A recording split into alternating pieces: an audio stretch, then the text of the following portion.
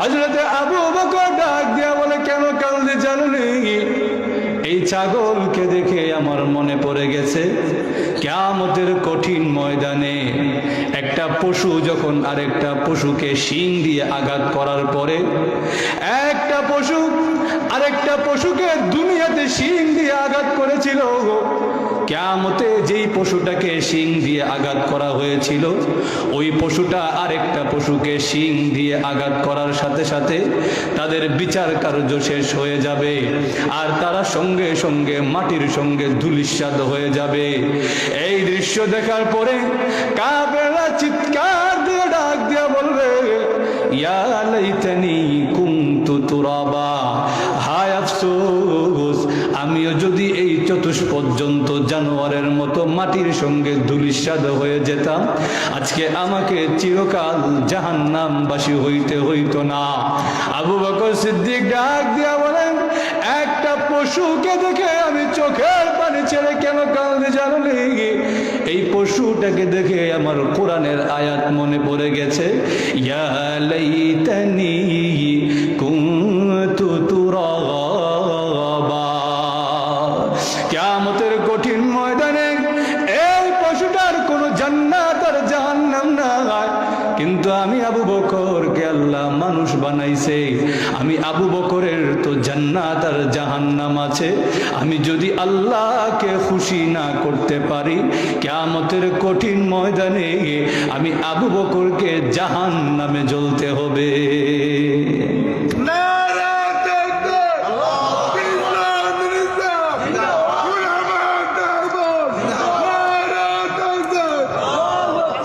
এই জন্য যে কথাটা বলতে চাচ্ছিলাম যে আবু বকর রাদিয়াল্লাহু তাআলা আনহু উনি যখন কান্দে যে আহারে আমার তো জান্নাত আর জাহান্নাম আছে, আমি যদি আমার রবকে খুশি না করে যেতে পারি আমাকে তো জাহান্নামের আগুনে জ্বলতে হবে।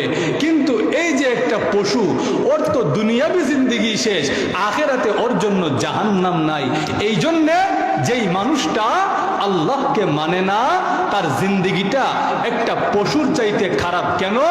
দুনিয়ার জীবনে সে তার রবকে না চিনার কারণে, তার রবের ইবাদত না করার কারণে সেই মানুষটাকে চিরকাল জাহান্নামের আগুনে জ্বলতে হবে। এই জন্য আল্লাহ রাব্বুল আলামিন বলে, তোমার জীবনকে যদি সফল করতে হয়, সার্থক করতে হয়, 1 নাম্বার আর 2 নাম্বার শর্ত হলো তুমি আল্লাহকে মেনে নাও এবং আল্লাহর রসুলকে মেনে নাও। মেনে নেওয়ার একটা অর্থ হলো মুখে বললাম মানছি, আরেকটা অর্থ হলো মুখে তো বলছি যে আপনি যা বলছেন সব মানছি, কিন্তু আমি হৃদয় দিয়ে এই কথা বিশ্বাস করি আমার আল্লাহ আমার রসুল যা বলেছেন সব কিছু আমি মানব, প্রয়োজনে আমার জীবন চলে যেতে পারে, কিন্তু আমি আমার আল্লাহ এবং তার রসুলের বিরুদ্ধে যেতে পারবো না। এটা হলো মেনে নেওয়ার দ্বিতীয় অর্থ এবং এইটাই আসল অর্থ।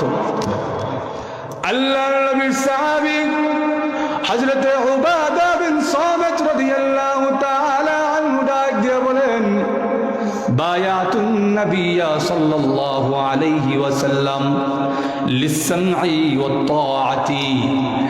আল্লাহর নবীর সাহাবী হযরত উবাদা বিন সামিত রাদিয়াল্লাহু আনহু বলেন, আমি আল্লাহর নবীর কাছে বায়াত হলাম লিস-সামঈ ওয়াত-তাআতি। ইয়া রাসূলুল্লাহ, ইয়া হাবিবাল্লাহ, আল্লাহর নবী গো, আমি আপনার কাছে বায়াত হলাম, আপনি আর আল্লাহ আমাকে যে আদেশ দিবেন আমি সব শুনবো, শুধু শুনবই না, ওগো নবীজি আমার জীবন চলে যেতে পারে কিন্তু আমি কোনোদিনও আমার আল্লাহ এবং রসুলের বিরুদ্ধে যাব না। এর নাম হলো মানা। জোরে বলেন ঠিক কিনা? আমরা সমাজে তো দেখা যায় মুখে মুখে আছে কিন্তু হৃদয়ে নাই। জোরে বলেন ঠিক কিনা? আমি যদি এখানে আসার পরে আপনাদেরকে বলতাম যে আমার 1 গ্লাস খাওয়ার পানি দেন, আর আপনারা যদি বলতেন যে হুজুর খাওয়ার পানি তো নাই, কিন্তু আপনি যে আসছেন আমরা খুশির শেষ নাই, কিন্তু খাওয়ার পানি নাই। আচ্ছা খাওয়ার পানি যখন নাই একটু বর জায়গা দেন, হুজুর বর জায়গাটাও নাই, কিন্তু আপনি যে আসছেন আমরা কলজা হইতে যেতেছে খুশিতে, কিন্তু বর জায়গাও নাই। আবার যদি কাছে ঠিক আছে তাহলে একটু পাড়া মেলে একটু থাকতে দেন পাড়ারে, হুজুর এই জায়গাটাও নাই, কিন্তু এলাকাবাসীর আনন্দের শেষ নাই আপনি যে আসছেন। বলেন তো দেখি এই মহব্বত আর এই মানার কোনো দাম আছে? আর একটু জোরে, কেন নাই? মহব্বত তো আছে, খুশিতে আত্মহারা, কিন্তু দাম নাই কেন? আমি যা বলি এই কথা মানতে আপনারা প্রস্তুত না। আরো জোরে বলেন ঠিক কিনা? তাহলে যদি পরিপূর্ণ মানতে হয় তাহলে মুখে বলার সাথে সাথে হৃদয়ে এই কথা বিশ্বাস রাখতে হবে যে আমার আল্লাহ এবং তার রসুল আমার জন্য যেই শরীয়ত যেই বিধান দিয়ে গেছে তা আমাকে পুঙ্খানুপুঙ্খ পালন করতে হবে। পুঙ্খানুপুঙ্খ যদি পালন করতে পারি, আমার আল্লাহ ওয়াদা দিয়েছে আমার জিন্দেগি সার্থক হয়ে গেছে। এই গেল 1 আর 2, 3 আর 4। আল্লাহ বলেন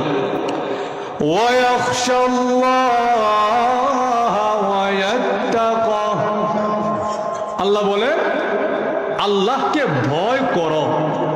সোজা অর্থ আল্লাহকে ভয় করো। এখন ভয় করার জন্য আল্লাহ 2টা শব্দ আনছে, একটা হলো ইয়াখশাল্লাহ, আরেকটা হলো ওয়ায়াত্তাকহি। একটা হলো খাশিয়াতুল্লাহ, আরেকটা হলো তাকওয়া। এখন এই 2টা অর্থই ভয় করা, কিন্তু 2 ভয়ের মধ্যে পার্থক্য আছে। একটা ভয় হলো খাশিয়াতুল্লাহ। খাশিয়াতুল্লাহ কোন ভয়কে বলা হয়? একটা হলো গুনাহ করার পরে ভয়, আরেকটা হলো গুনাহ করার আগে ভয়। গুনাহ করার পরে আল্লাহকে যে ভয় করা হয় এই ভয়ের নাম হলো খাশিয়াতুল্লাহ। আমার কথা বুঝছেন নি আপনারা? আল্লাহই জানে। একটা হচ্ছে গুনাহ করার পরে ভয়। গুনাহ করার পরে কেমনে ভয়? গুনাহ হয়ে গেছে, এইবার আল্লাহর কাছে হাত তুলে কাঁদছেন, আল্লাহ আমি তো অধম, আল্লাহ আমি তো অপারগ, আল্লাহ আমি তো নালায়েক, আল্লাহ আপনার ছোট্ট একটা বান্দা, আমার দ্বারা আল্লাহ গুনাহ হয়ে গেছে, আপনি যদি আমাকে মাফ না করেন, আপনি যদি আমাকে গুনাহের কারণে জাহান্নামে দেন, ওই জাহান্নামের আগুন সহ্য করবার ক্ষমতা আমার নাই। আসেনি আপনারা? আমার তো নাই, আপনারা তো জানি না। আর একটু জোরে বলে, জাহান্নামের আগুন সহ্য করবার ক্ষমতা আমরা কারোরই নাই। আল্লাহ নবী বিশ্ব নবী রাহমাতুল লিল আলামিন বলেন জাহান্নামের আগুন কেমন ভয়াবহ। আল্লাহ নবী বলেন জাহান্নামের আগুনে যখন কোনো বান্দাকে নিক্ষেপ করা হবে, কোন বান্দাকে যখন জাহান্নামের আগুনে নিক্ষেপ করা হবে, জাহান্নামের আগুনে পড়ার আগে জাহান্নামের আগুনের তাপ পাওয়ার সাথে সাথে ওই বান্দার গোশত চামড়া খসে খসে পড়তে থাকবে। ওই আগুন সহ্য করবার ক্ষমতা আসেনি আপনারা? আরো জোরে। এইভাবে যখন আল্লাহর কাছে হাত তুলে কাঁদে, আল্লাহ আমার তো জাহান্নামের আগুন সহ্য করবার ক্ষমতা নাই, তখন যখন চোখ দিয়ে পানি বের হয়ে যায়, আল্লাহ রাব্বুল আলামিন ঘোষণা দিলেন আমি তোর গুনাহ তো মাফ করে দেই, শুধু তাই নয়, তোর গুনাহ মাফ করে দেওয়ার সাথে সাথে আমি আল্লাহ এই ওয়াদাও দিলাম তোর জিন্দেগি আমি আল্লাহর কাছে সার্থক হয়ে গেছে। এই জন্য এই কথাটা মনে রাখবেন, আল্লাহ বলছেন ইয়াখশাল্লাহ, গুনাহ করার পরে আমি আল্লাহকে ভয় করো। কারণ আমরা যে গুনাহ করব এটা আল্লাহ জানেনি। আরো জোরে, আল্লাহ ক্ষমা করতে ভালোবাসেন। আল্লাহ যে আমরা যে গুনাহ করব এটা যে আল্লাহ জানে, এটার দলিল কি? এর দলিল হলো আল্লাহ নিজের একটা নাম রেখে দিয়েছেন গফুর। আল্লাহ ক্ষমাশীল, আল্লাহ ক্ষমা করতে পছন্দ করেন। নিজের একটা নাম আল্লাহ রেখে দিয়েছে গফুর। আল্লাহ রসুল বলেন আমি যখন জান্নাতে মেয়ারাজের ভ্রমণে গেলাম, গিয়ে দেখি জান্নাতের গেটের মধ্যে লেখা উম্মাতুন মুজনিবাতুন ওয়া রাব্বুন গফুর। আল্লাহ রাব্বুল আলামিন জান্নাতের গেটের মধ্যে লিখে দিয়েছে আমি জানি আমার বান্দারা গুনাহ করবে, আর যখন আমার বান্দারা গুনাহ করার পরে আমি আল্লাহর কাছে তওবা করে মাফ চেয়ে নিবে, আমি আল্লাহ জান্নাতের গেটের মধ্যে লিখে দিলাম যেই বান্দারা গুনাহ করার পরে আমি আল্লাহর কাছে তওবা করে মাফ চেয়ে নিবে, আমি আল্লাহ তাদেরকে জান্নাতে প্রবেশ করাবো।